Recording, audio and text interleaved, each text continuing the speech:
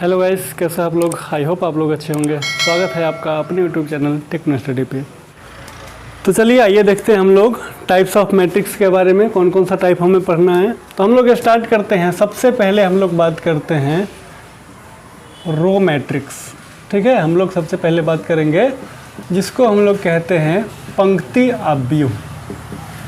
ठीक है, इसको हिंदी में हम लोग बोलते हैं पंक्ति आव्यूह।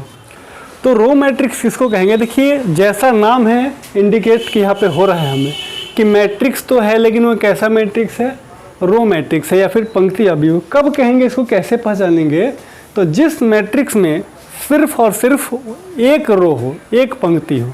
ठीक, कोई भी ऐसा मैट्रिक्स जिसमें पंक्ति की संख्या यानी कि रो की संख्या जो हो 1 हो। स्तंभ कितने भी हो सकते हैं, लेकिन पंक्ति कितना होना चाहिए? 1।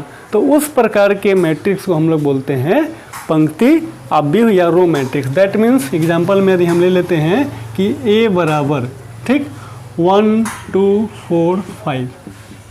ठीक, ये हमारा एक मैट्रिक्स लिखा गया है। तो आप देखिए इस मैट्रिक्स को गौर से देखिए कि इस मैट्रिक्स में जो है 4 एलिमेंट दिख रहा है। तो अगर इसका बात करेंगे कि पंक्ति कितना है इसका, 1, एक ही पंक्ति है। ठीक, कॉलम की अगर बात करेंगे तो क्या क्या रहा है? C1 C2 C3 C4।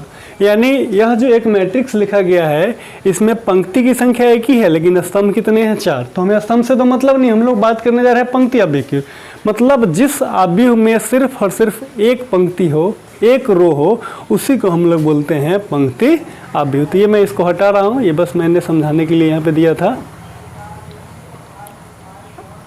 ठीक है, तो ये जो आपके सामने दिख रहा है एक मैट्रिक्स लिखा हुआ है, और ये हमारा कौन सा है?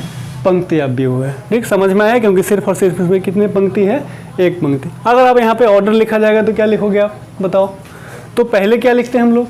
यहाँ पे जो हम लोग m × n लिखते हैं तो पहले पंक्ति की संख्या लिखते हैं। तो पंक्ति कितना है? 1 है, और स्तंभ कितने हैं? 4। तो इसको हम लोग ऐसा लिख सकते हैं। क्लियर है? बहुत ईजी चीज़ है कि पंक्ति आव्यूह किसे कहेंगे हम लोग, यानी कि रो मैट्रिक्स किसको कहेंगे? जिसमें सिर्फ और सिर्फ नंबर ऑफ रोज जो है कितना होना चाहिए? 1। अब हम लोग बात करते हैं दूसरा, जिसको हम लोग कॉलम मैट्रिक्स कहते हैं। ठीक है, इसका नाम है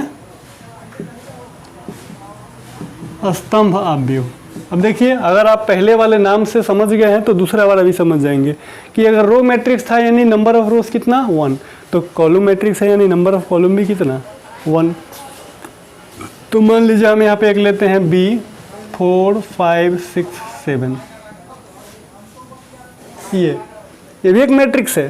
ठीक है, ये भी एक मैट्रिक्स था, ये भी एक मैट्रिक्स है। क्या अंतर है अब देखिए इसमें कि हम लोग बात करने जा रहे हैं कॉलम मैट्रिक्स का। तो कॉलम मैट्रिक्स उसे कहते हैं जिस आव्यूह में या जिस मैट्रिक्स में स्तंभ का संख्या, ठीक है, देखिए मैं इंग्लिश और हिंदी दोनों में बार बार इसीलिए बता रहा हूँ ताकि जो लोग हैं हो सकते हैं हिंदी मीडियम से भी हो और इंग्लिश मीडियम से भी, तो दोनों नाम जो है पता होना चाहिए। ठीक है, तो हम लोग बात कर रहे हैं कॉलम मैट्रिक्स जिसको स्तंभ आव्यूह कहते हैं। तो यह जो है स्तंभ आव्यूह क्यों कहलाएगा, मैंने ऐसा एग्जाम्पल क्यों लिया है?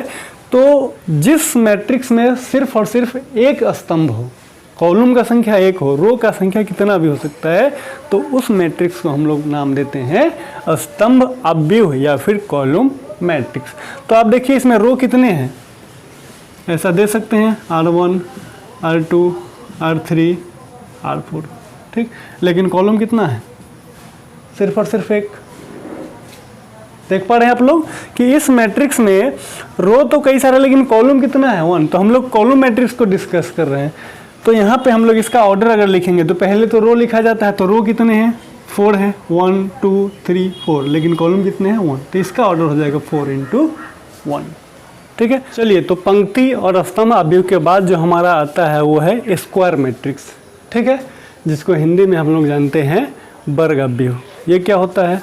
तो जिस प्रकार से हमने देखा है कि पंक्ति आव्यूह का मतलब होता है एक पंक्ति होना चाहिए, और स्तंभ का मतलब होता है, स्तंभ आव्यूह का मतलब होता है स्तंभ कितना होना चाहिए? 1। तो उसी प्रकार से वर्ग आव्यूह क्या होता है? तो देखिए, अब आव्यूह को थोड़ा देर के लिए छोड़िए, हम लोग चलते हैं वर्ग पे। ठीक, हम लोग वर्ग के बारे में जानते हैं कि वर्ग एक ऐसी आकृति है, एक ऐसा चतुर्भुज होता है जिसकी चारों भुजाएं आपस में क्या होती है? बराबर। मतलब वो हर तरफ से देखने में कैसा लगता है? सेम लगता है।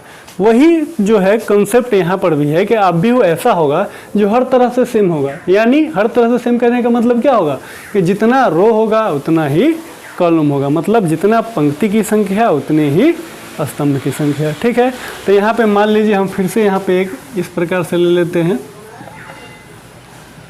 1 4 5 2 3 -1 4 5 6। यही हमारा है जो स्क्वायर मैट्रिक्स। क्यों? क्योंकि देखिए इसमें कितने रोज हैं 1 2 3, इसमें कॉलम्स भी कितने हैं 1 2 3। ठीक, तो रोज की संख्या जो है 3 और कॉलम की संख्या भी 3। तो इसका जो कोटि लिखा जाएगा, ऑर्डर लिखा जाएगा, क्या लिखा जाएगा 3 × 3। यहाँ पे ऑर्डर लिखते हैं हम लोग।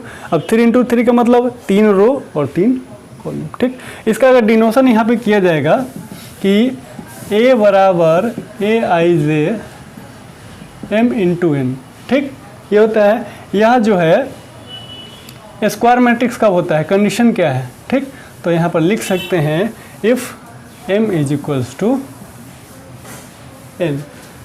ठीक, कि कोई भी मैट्रिक्स जो है स्क्वायर मैट्रिक्स कब कहलाएगा, कंडीशन क्या होना चाहिए M = N। यानी M का मतलब वही मैंने बताया था पंक्ति की संख्या और N का मतलब स्तंभ की संख्या, यानी number of rows and number of columns यदि किसी मैट्रिक्स का इक्वल है then it is known as square matrix. उसे हम लोग वर्ग अपव्यूह कहते हैं।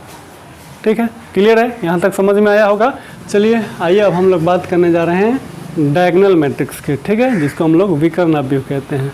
तो ये आपसे जो है आप लोग डायगोनल जो ये वर्ड है इससे आप लोग परिचित होंगे अच्छे से, कि जब भी हम लोग स्क्वायर या रेक्टेंगल पढ़ते हैं तो हम लोग को पता है डायगोनल का मतलब क्या होता है। ठीक है, तो मैट्रिक्स में भी हम लोग डायगोनल मैट्रिक्स किसको बोलेंगे, यदि हम मान लीजिए यहाँ पे एक एग्जांपल लेते हैं। ठीक है, कोई भी ABCD कुछ भी ले सकते हैं। ठीक,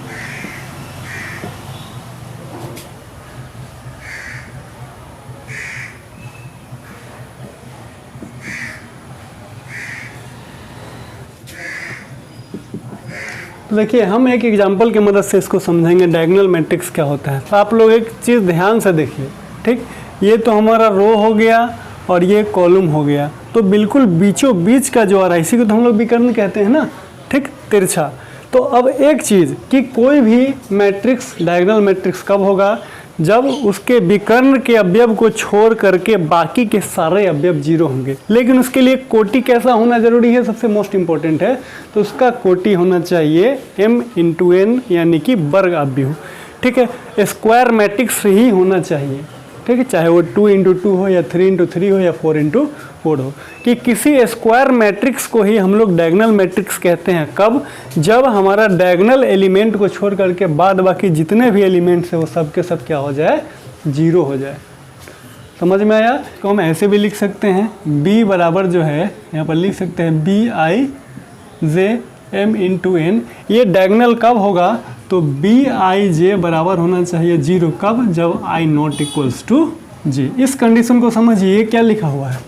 ठीक, इसका लिखने का मतलब है BIJ मतलब उस पोजीशन का एलिमेंट 0 होगा जब I जो है J के बराबर नहीं होगा। कहने का ये मतलब ये क्या होगा, A11। अच्छा, इसको देखिए तो क्या होगा A22 और ये क्या होगा A33। तो इसमें तो 0 नहीं होगा, लेकिन जब I और J आपस में इक्वल नहीं हो, जैसे ये रो नंबर 1 है तो कॉलम नंबर 2 है, ये रो नंबर 1 है तो कॉलम नंबर 3 है। तो ये बोला जाए है कि कोई भी मैट्रिक्स, कोई भी स्क्वायर मैट्रिक्स वर्ग अपव्यूह डायगोनल कब कहलाएगा, जब उसका BIJ 0 होगा। कब? जब I ≠ J, यानी कि विकर्ण के अवयव को छोड़ करके बाकी सारे अवयव यदि 0 होते हैं तो वही वर्ग अपव्यूह जो है कहलाता है विकर्ण अपव्यूह, यानी कि डायगोनल मैट्रिक्स। तो डायगोनल के बाद हम लोग आते हैं एक स्केलर मैट्रिक्स, अदिश अपव्यूह। तो देखिए 3 मैट्रिक्स जो है वो आपको मतलब एक दूसरे से कनेक्टेड आपको पता चल जाएगा कि यदि आप जैसे ही स्क्वायर मैट्रिक्स को पढ़ लेते हैं, समझ लेते हैं, तो उसके बाद 3 मैट्रिक्स ऐसे आते हैं जो किसी न किसी रूप से एक जैसा ही आपको दिखेगा, जैसे कि diagonal matrix, scalar matrix and identity matrix. ठीक, कैसे? देखिए यहाँ पर हम लोग मान लेते हैं, लीजिए इसी B नंबर ही देते हैं यहाँ पे।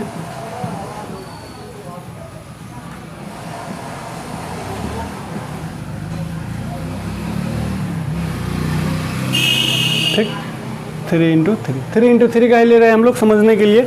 तो देखिए ऊपर वाला भी जो हमारा था एक वर्ग अवयव था 3 × 3 तो वर्ग अवयव ही है, नीचे वाला भी हमारा वर्ग अवयव है। इसमें भी जो विकर्ण के एलिमेंट थे उसके अलावा सभी जीरो है, और इसमें भी जो विकर्ण के एलिमेंट थे उसके अलावा सभी जीरो है। तो फिर इस दोनों में कहाँ पे अंतर है, तो आप लोग देखिए इस वाले में कहीं ये नहीं बोला गया है कि विकर्ण के जो एलिमेंट है वो इक्वल ही होना चाहिए। कुछ भी हो सकता है, अदरवाइज जीरो को छोड़ करके कुछ भी हो सकता है। तो इसी डायगोनल मैट्रिक्स को या फिर स्क्वायर मैट्रिक्स को हम लोग स्केलर मैट्रिक्स बोलेंगे कब, जब सारे के सारे एलिमेंट जो है उनके क्या हो, सेम हो, इक्वल हो। ठीक, डायगोनल होने के लिए इक्वल होने की जरूरत नहीं है, डायगोनल होने के लिए बस नॉन जीरो होना चाहिए, बट स्केलर होने के लिए सबका क्या होना चाहिए, इक्वल। ठीक है, तो इसको हम ऐसे देख सकते हैं कि b बराबर bij m × n, ये कब कहलाएगा, तो bij जो है 0 होगा जब i not equals to j, और दूसरी बात जो है bij बराबर जो k जब i किसके बराबर हो, j के बराबर। ठीक है, तो ये कंडीशन भी साइड में लिखा जाता है समझने के लिए। सेम एज इट इज़ ऐसा ही एक और मैट्रिक्स है जिसका नाम है आइडेंटिटी मैट्रिक्स। ठीक है, तो इसको इरेज करके अब हम लोग जो है आइडेंटिटी के बारे में पढ़ते हैं। चलिए, तो आइए बात कर रहे हैं हम लोग अब नेक्स्ट, जिसका नाम है आइडेंटिटी मैट्रिक्स। ठीक है, यहाँ भी हम लोगों ने एक एग्जांपल ले लिया है। तो अब हम लोग बात करने जा रहे हैं आइडेंटिटी मैट्रिक्स। ठीक, तो एक एग्जांपल लेते हैं हम लोग।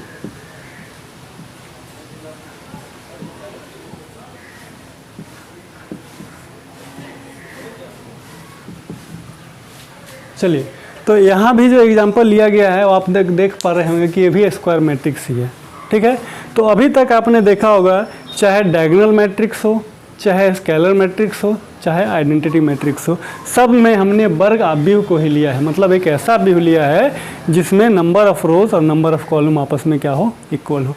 अब कोई भी वर्ग अवयव आइडेंटिटी मैट्रिक्स कब कहलाता है, तो देखिए इसका कंडीशन कैसे लिखेंगे हम लोग। यहाँ पर लिख देंगे a बराबर है aij m × n, और इसका कंडीशन क्या होना चाहिए, तो aij जो है 0 होना चाहिए कब, जब i not equals to j, और aij ऑलवेज होना चाहिए 1 जब i इक्वल्स टू j। ये कंडीशन है, यानी कि विकर्ण को छोड़ करके सारा तो 0 होना ही चाहिए, लेकिन विकर्ण का जो है सेम नहीं होना चाहिए। सेम तो रहेगा ही, ठीक, सिर्फ सेम रहेगा तो वो क्या हो जाएगा, स्केलर। लेकिन अगर तीनों 1 हो जाए, वही जो विकर्ण के जो सारे एलिमेंट्स यदि 1 हो जाते हैं, तब उस विशेष स्थिति में जो है हम लोग इसका नाम देते हैं आइडेंटिटी मैट्रिक्स। ठीक, तो कोई भी वर्ग अवयव जो डायगोनल कब कहलाएगा, तो जब डायगोनल यानी विकर्ण के एलिमेंट को छोड़ करके बाद बाकी सारे 0 हो जाए, तो हमारा क्या हो जाता है, विकर्ण मैट्रिक्स यानी डायगोनल मैट्रिक्स। ठीक, अगर वही डायगोनल मैट्रिक्स के सारे एलिमेंट आपस में इक्वल हो जाए तो बन जाता है स्केलर मैट्रिक्स, और वही सारे के सारे अवयव यानी डायगोनल के 1 हो जाए तो हो जाता है आइडेंटिटी मैट्रिक्स। ठीक है, तो ये हम लोगों ने अभी यहाँ तक टाइप पढ़ लिया है। तो इतना ही टाइप हम लोग को देखना है। तो इसमें हम लोगों ने क्या क्या पढ़ा, row matrix, column matrix, square matrix, diagonal matrix, scalar matrix and identity matrix. ठीक है, सबको मैंने एक एक एग्जांपल से आप लोगों को समझा दिया है। उम्मीद करता हूं कि आप लोगों को समझ में आया होगा। फिर भी यदि समस्या आती है तो आप लोग कमेंट ज़रूर करें, उसका समाधान जो है हम आगे करेंगे। ठीक है, तो एक और टॉपिक हम लोग देखते हैं जिसको हम लोग बोलते हैं इक्वलिटी ऑफ मैट्रिक्स। ठीक, यानी कि अवयव की समानता। तो चलिए, हमारा जो यह टॉपिक है इसको हम लोग देखते हैं कि इक्वलिटी ऑफ मैट्रिक्स का क्या मतलब है। तो कोई भी दो मैट्रिक्स आपस में कब इक्वल कहलाएंगे। ठीक है, तो उसका कंडीशन क्या क्या। सबसे पहले मान लीजिए हम यहाँ पे लेते हैं कि एक हमारा मैट्रिक्स ए है, ए आई जे, और एक मैट्रिक्स है बी, बी आई जे। ठीक है, तो यह दोनों मैट्रिक्स यानी मैट्रिक्स ए और मैट्रिक्स बी आपस में इक्वल कब कहलाएंगे, तो इसका कंडीशन जो है, इसका कंडीशन क्या होगा, कब जो है दो मैट्रिक्स आपस में इक्वल कहलाएंगे। पहला, तो पहला होगा कि दोनों मैट्रिक्स का जो ऑर्डर है वो सेम होना चाहिए। ठीक, कोई भी दो मैट्रिक्स आपस में इक्वल कब कहलाएंगे, जैसे एक मैट्रिक्स है, यहाँ पे हमने उसको नाम ए दिया है और दूसरा मैट्रिक्स है उसका नाम दिया गया है बी। तो यह दोनों मैट्रिक्स को हम आपस में इक्वेट कब कर सकते हैं, इक्वल कब कर सकते हैं, तो पहला कंडीशन है जब कोटि की संख्या क्या हो, समान हो, यानी सेम ऑर्डर होना चाहिए। ऑर्डर क्या होना चाहिए, सेम, यानी कोटि समान हो। अब कोटि समान हो कहने का क्या मतलब है कि यदि ए मैट्रिक्स जो है 2 इंटू 3 का है तो बी भी होना चाहिए 2 इंटू 3। ए अगर 3 इंटू 4 है तो बी भी होना चाहिए 3 इंटू 4, तब हम उसको आपस में कर सकते हैं पहला। और दूसरा को बोला जाता है, यहाँ पे लिख सकते हैं, every element of A is equal to the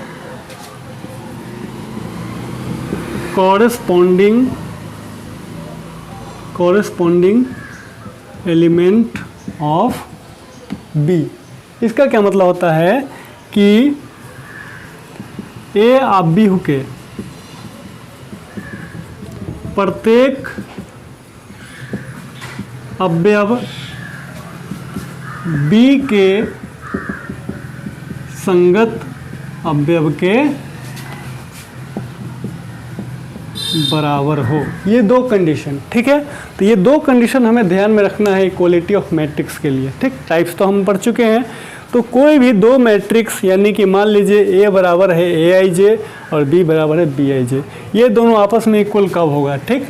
यानी ऐसा भी लिख सकते हैं कि ए आई जे बराबर बी आई जे कब होता है, तो ये इक्वल होना चाहिए फॉर ऑल आई एंड जे, ठीक है। अगर इसका A11 है तो वो किसके बराबर होगा, इसके B11 के। ये कहने का मतलब होता है इसका A32 किसके बराबर होगा, इसका B32। मतलब जिस पोजीशन का एलिमेंट A का होगा उसी पोजीशन का एलिमेंट B में वो दोनों आपस में क्या होगा, इक्वल, ठीक। इच लगा दिया है ना, each and every element of A is equal to the corresponding value of matrix B, ठीक है। तो ये दो कंडीशन को फॉलो करता है तभी दो मैट्रिक्स आपस में क्या कहलाता है, इक्वल, ठीक है। समझ में आया होगा। अभी हम लोग इस पर एक या दो एग्जांपल करेंगे तो अच्छे से समझ में आ जाएगा कि इक्वलिटी ऑफ मैट्रिक्स क्या होता है, ठीक है। तो हम लोग इसको एग्जांपल के हिसाब से भी अब समझते हैं। हमने यहाँ पे थ्योरी तो देख लिया, अब हम लोग एग्जांपल लेते हैं और इसमें देखेंगे कि कैसे दो मैट्रिक्स आपस में इक्वल होते हैं। तो जैसा कि आप लोग देख पा रहे होंगे, यहाँ पे हमें ऑलरेडी दे दिया है कि दो मैट्रिक्स आपस में क्या है, इक्वल है। यहाँ पे दे रखा है हमें, ठीक, कि ये मैट्रिक्स किसके बराबर है, इस मैट्रिक्स के बराबर है। तो इसका मतलब क्या है, ये समान ऑर्डर का होना चाहिए। देख लीजिए 1 2 3 1 2 3 1 2 3 1 2 3, यानी ये भी 3 इंटू 3 है और ये भी 3 इंटू 3, तो इसका कोटि तो समान है। अब इसमें हमें वैल्यू चाहिए ए का, बी का, सी का, एक्स का और वाई का। तो आप इसका जब सोल्यूशन करेंगे तो देखिए किस प्रकार से सोल्यूशन करेंगे। हमको जो जो चीज़ चाहिए यहाँ से देख लीजिए। तो x + 3, तो इसका जो A11 है वो किसके बराबर होगा, इसका B11 के। तो यहाँ x + 3 किसके बराबर होगा, 0 के बराबर होगा। तो यहाँ पर लिखेंगे कि चूँकि x + 3 किसके बराबर होगा, 0, इसीलिए x बराबर क्या हो गया, -3। क्लियर है बात, ठीक। अगेन अब यहाँ पर देखिए क्या है, z + 4, तो ये सेकेंड पोजीशन पे है तो इसका भी सेकेंड पोजीशन, दोनों आपस में बराबर होना चाहिए। तो z + 4 जो है ये किसके बराबर होना चाहिए, 6 के। तो यहाँ से z बराबर क्या आ गया, 6 - 4, तो z बराबर कितना आ गया, 2 आ गया। देखिए कितना इजी है। और तीसरा है 2y - 7, तो ये थर्ड पोजीशन पे और इसका थर्ड पोजीशन क्या है, 3y - 2। तो ये दोनों बराबर होगा तभी ये बराबर माना जाएगा।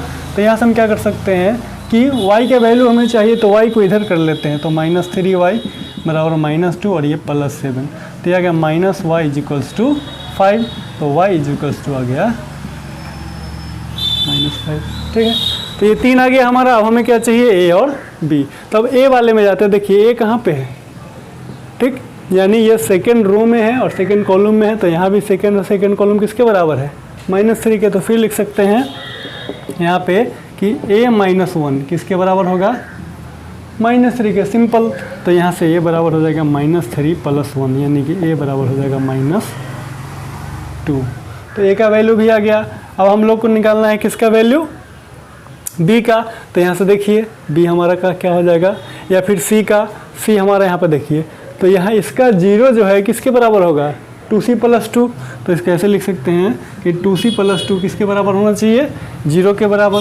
तो 2c बराबर आ गया -2, तो c बराबर आ गया -2/2। 2, यानी सी का वैल्यू कितना आ गया -1। और उसी प्रकार से हम लोग चलते हैं अब इसका, ठीक। ए का वैल्यू आ गया, सी का, अब किसका हम लोग निकालेंगे, बी का। मतलब जिसका निकालना है उसको देख लीजिए कि उसके संगत जो है एलिमेंट कौन है, और उसको बराबर कर दीजिए। तो b - 3 किसके बराबर है, 2b + 4 के। तो हम क्या करेंगे, b - 2b बराबर हो जाएगा 4 + 3, तो -b बराबर हो गया 7, यानी b का वैल्यू आ गया -7, ठीक है। तो इस प्रकार से इक्वलिटी ऑफ मैट्रिक्स पे जो है सवाल आते हैं कि आपको दो मैट्रिक्स इक्वल करके दे दिया जाएगा और उसमें से कुछ वैल्यूज़ जो होगा उसको फाइंड करना होगा। तो ये तो चलिए नॉर्मल सा था, कभी कभी आपको ऐसा रहेगा कि इक्वेशन बनाना पड़ेगा, उसको आप लोग सॉल्व करेंगे, ठीक है। तो इस लेक्चर को हम लोग यहीं पे समाप्त करेंगे और मैं उम्मीद करता हूँ कि ये लेक्चर आप लोग को समझ में आया होगा, वीडियो आपको अच्छा लगा होगा। अगर आपको वीडियो अच्छा लगा हो तो इस वीडियो को ज़्यादा से ज़्यादा लाइक करें, शेयर करें और हमारे चैनल को ज़रूर सब्सक्राइब करें और बेल आइकन ज़रूर दबाएं, ताकि आगे आने वाले वीडियोस के नोटिफिकेशन जो है आप लोग को मिलता रहे, ठीक है। तो अब मिलेंगे अगले लेक्चर में एक नए टॉपिक या फिर अगले एक्सरसाइज के साथ। तब तक के लिए धन्यवाद, जय हिंद।